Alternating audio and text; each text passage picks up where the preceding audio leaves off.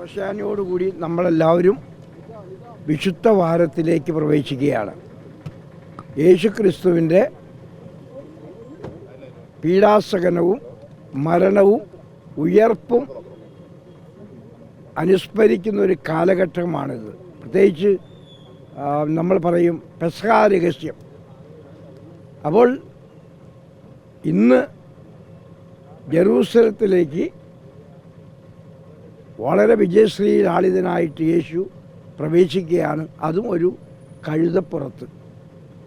അവിടുത്തെ ജനങ്ങളെല്ലാവരും കൂടി വിളിച്ച് പറയുകയാണ്, ഓശാന ഓശാന ഓശാന. ഈ ഓശാന ചെന്ന് അവസാനിക്കുന്നത് ദുഃഖവെള്ളിയിലാണ്.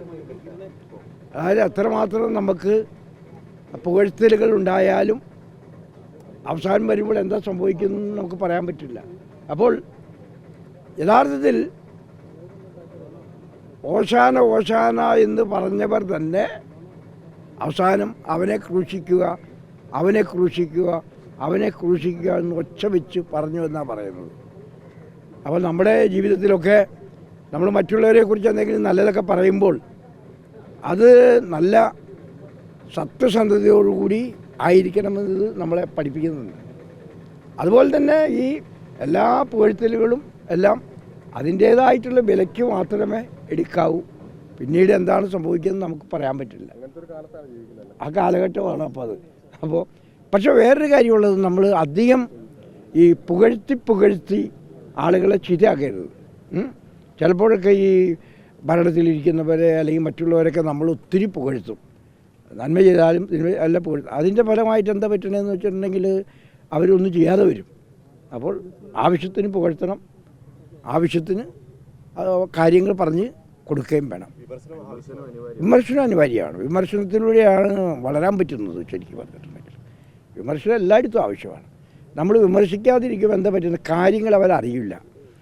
ഒരു കാര്യമുള്ളതാണ്, നമ്മൾ അധികാരത്തിലിരിക്കുന്നവർ, ഇപ്പം ഞാനടക്കമുള്ളവർ പലപ്പോഴും പല കാര്യങ്ങളും അറിയാതെ പോകും.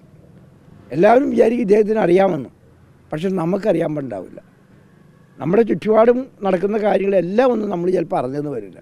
അത് അറിയിക്കേണ്ട കടമ ജനങ്ങളുടേതാണ്. ആരെങ്കിലും അത് പറഞ്ഞു കൊടുക്കാനായിട്ട് വേണം. അത് ഭരണത്തിലിരിക്കുന്നവരായാലും ആരായാലും ഇങ്ങനെയൊക്കെ സംഭവിക്കുന്നുണ്ട്, ഒന്ന് അറിഞ്ഞിരിക്കുന്നത് നല്ലതാണ് എന്ന് അവർക്ക് പറഞ്ഞു കൊടുക്കുകയാണെങ്കിൽ അത് നല്ലതായിരിക്കുമെന്നാണ് തോന്നുന്നത്. അല്ല, മനുഷ്യന് ആവശ്യമാണ്. യെസ്, അവരോട് ഞാനൊന്നും ഇന്നലെ ഇതൊന്നും പറയാനുള്ള അവസരമല്ലല്ലോ. അപ്പോൾ അവർ വളരെ സ്നേഹപൂർവ്വം എൻ്റെ അടുത്ത് വന്നു, മുഖ്യമന്ത്രി വന്നിരുന്നു. അപ്പോൾ അദ്ദേഹം ഈ കാര്യം അറിഞ്ഞിട്ട് തന്നെ എന്നെ കാണുന്നതിന് വേണ്ടിയിട്ട് വന്നതാണ്. അപ്പോൾ എനിക്ക് നിങ്ങളെല്ലാവരും ഇതിൽ കൊടുത്തിട്ടുണ്ടെന്ന് തോന്നുന്നു അല്ലേ? ആർട്ടിലൊക്കെ അദ്ദേഹത്തിൻ്റെ വരവിനെ കുറിച്ച് ഒത്തിരി കണ്ടു. ഈ ആർച്ച് ബിഷപ്പായി ഉയർത്തപ്പെടുമ്പോൾ കുറേ കൂടി ഉത്തരവാദിത്തം വരുന്നുണ്ട്. കുറച്ച് ഉത്തരവാദിത്തം കൂടും. അതെ, ഉത്തരവാദിത്തം കൂടും. അതുപോലെ ജനങ്ങളോടുള്ള നമ്മുടെ ശുശ്രൂഷ ജീവിതം അത് കൂടുതൽ കരുത്തുള്ളതാക്കി തീർക്കേണ്ടതായിട്ട് വരും. ഏതായാലും ഇത് ലഭിച്ചത് ഒരു വലിയ ദൈവാനുഗ്രഹമായിട്ട് ഞാൻ കണക്കാക്കുകയാണ്. ദൈവത്തിൻ്റെ വലിയ അനുഗ്രഹമാണ്. മനുഷ്യൻ വിചാരിച്ചാൽ നടക്കുന്ന കാര്യമല്ല, മനുഷ്യൻ പറഞ്ഞാലും നടക്കുന്ന കാര്യമല്ല. മറിച്ച് ദൈവം തന്നൊരു സമ്മാനം, അത് തരുന്നത് മാർപ്പാപ്പയിലൂടെയാണ്. അതിനുവേണ്ടി പ്രവർത്തിച്ച ഒത്തിരി വ്യക്തികളുണ്ട്. ഇത് ലഭിക്കാൻ വേണ്ടി പ്രത്യേകിച്ച് പേപ്പർ വർക്കൊക്കെ ചെയ്യേണ്ട ആവശ്യമുണ്ടല്ലോ, അതൊക്കെ ചെയ്യാനായിട്ട് ഒത്തിരി പേരുണ്ടായിരുന്നിട്ടുണ്ട്. ആദ്യത്തെ ചടങ്ങാണ്. യെസ്, ആർച്ച് ബിഷപ്പ് ആയതിനു ശേഷം ഞാൻ ആദ്യമായിട്ടാണ് ഈ ഒരു പരിപാടിയിൽ പങ്കെടുക്കുന്നത്. നിങ്ങളെല്ലാവരുടെയും മുമ്പിൽ നിൽക്കുന്നത് എനിക്ക് സന്തോഷമുണ്ട്, അഭിമാനമുണ്ട്. കാരണം നിങ്ങൾ മീഡിയ വളരെ നന്നായിട്ട്, ഇന്നലത്തെ പരിപാടികളൊക്കെ വളരെ നന്നായിട്ട് നിങ്ങൾ കവർ ചെയ്തിരുന്നു. അപ്പോൾ ഇന്നും നിങ്ങൾ ചെയ്യുമെന്ന് എനിക്കറിയാം. നിങ്ങളുടെ ഈ സ്നേഹത്തിന് കോഴിക്കോടുള്ള മീഡിയ പ്രവർത്തകർക്ക് ഞാൻ പ്രത്യേകമായി നന്ദി പറയുകയാണ്. അപ്പോൾ നിങ്ങളുടെ ദൈവം അനുഗ്രഹിക്കട്ടെ എന്ന് പ്രാർത്ഥിക്കുന്നു. ഞാൻ എന്നും നിങ്ങൾക്ക് വേണ്ടി പ്രാർത്ഥിക്കും. നമുക്ക് എല്ലാവർക്കും ഒരുമിച്ച് പ്രവർത്തിക്കാം. ഓശാന ഞായർ ആശംസ എന്ന് പറയുമ്പോൾ എനിക്ക് പറയാനുള്ളത്, ഇന്ന് ഞാൻ ഇവരോട് പറയാൻ പോകുന്നത്, ചോദിക്കാൻ പോകുന്നത് 4 ചോദ്യങ്ങളാണ്. ഒന്നാമത്തെ ചോദ്യം, കുരിശിൽ മരിച്ചവൻ ആരാണ്? കാൽവരിയിൽ മരിച്ചവൻ ആരാണ്? ആ മരണത്തിൻ്റെ നിസ്തുലത അല്ലെങ്കിൽ യുണീക്ക്നെസ് എന്താണ്? രണ്ടാമത്തെ ചോദ്യം, എന്തുകൊണ്ട് അവിടെ നിന്ന് ഇങ്ങനെ ഒരു മരണം തിരഞ്ഞെടുത്തു? ദൈവമായിരുന്നിട്ടും ദൈവത്തിന് ഇങ്ങനെ ഒരു മരണം തിരഞ്ഞെടുക്കണമായിരുന്നു. അതിൻ്റെ ഉത്തരം സ്നേഹമാണ് എന്നുള്ളതാണ്. സ്നേഹത്തിന് ലോജിക്കില്ല എന്നാണ് പറയുന്നത്. മൂന്നാമത്തേത്, ഈ മരണവും എൻ്റെ ജീവിതവും തമ്മിൽ എന്ത് ബന്ധമാണുള്ളത്? അതിൻ്റെ ഉത്തരം പറഞ്ഞു കഴിഞ്ഞിട്ടുണ്ടെങ്കിൽ എനിക്ക് അവിടുത്തെ മരണം വഴി, ഉയർപ്പ് വഴി ജീവൻ നൽകാൻ വേണ്ടിയിട്ടാണ് അവിടെ നിന്ന് ചെയ്തത്.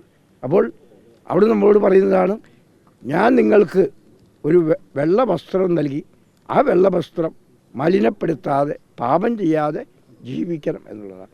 അവസാനത്തെ ചോദ്യം, നാലാമത്തെ ചോദ്യം, കുരിശിൻ്റെ മുമ്പിൽ നിൽക്കുമ്പോൾ ഞാൻ ആരാണ്? ഒന്നാമത്തേത്, നമ്മൾ ദൈവത്തിൻ്റെ രൂപത്തിലും സാദൃശ്യത്തിലും സൃഷ്ടിക്കപ്പെട്ടവരാണ് എന്ന് പറഞ്ഞാൽ ദൈവത്തിൻ്റെ രൂപമുള്ളവരാണ് ഓരോ മനുഷ്യനും. അപ്പോൾ അതുകൊണ്ട് മനുഷ്യരെ നമ്മൾ ബഹുമാനിക്കാൻ, ആദരിക്കാൻ പ്രത്യേകമായിട്ട് വിളിക്കപ്പെട്ടിരിക്കുന്നു എന്ന് നമ്മൾ മനസ്സിലാക്കുകയാണ്. അത് അത്യാവശ്യമാണ് നമുക്ക്. അതുപോലെ തന്നെ നമ്മൾ പാപം ചെയ്ത് ദൈവത്തിൽ നിന്ന് അകന്നവരാണ്. എന്നാൽ യേശുക്രിസ്തുവിൻ്റെ മരണം വഴി, ഉയർപ്പ് വഴി നമ്മൾ വീണ്ടെടുക്കപ്പെട്ടവരാണ്. അപ്പോൾ നമ്മൾ രക്ഷിക്കപ്പെട്ടവരാണ്, വീണ്ടെടുക്കപ്പെട്ടവരാണെന്നുള്ള ഒരു ചിന്തയാണ് നമുക്ക് കിട്ടുന്നത്. യോശാന ഞായറിൻ്റെ എല്ലാവിധ ആശംസകളും നിങ്ങൾക്കെല്ലാവർക്കും വളരെ ഹൃദയപൂർവ്വം ഞാൻ നേരുന്നു. ദൈവം നിങ്ങളെ അനുഗ്രഹിക്കട്ടെ.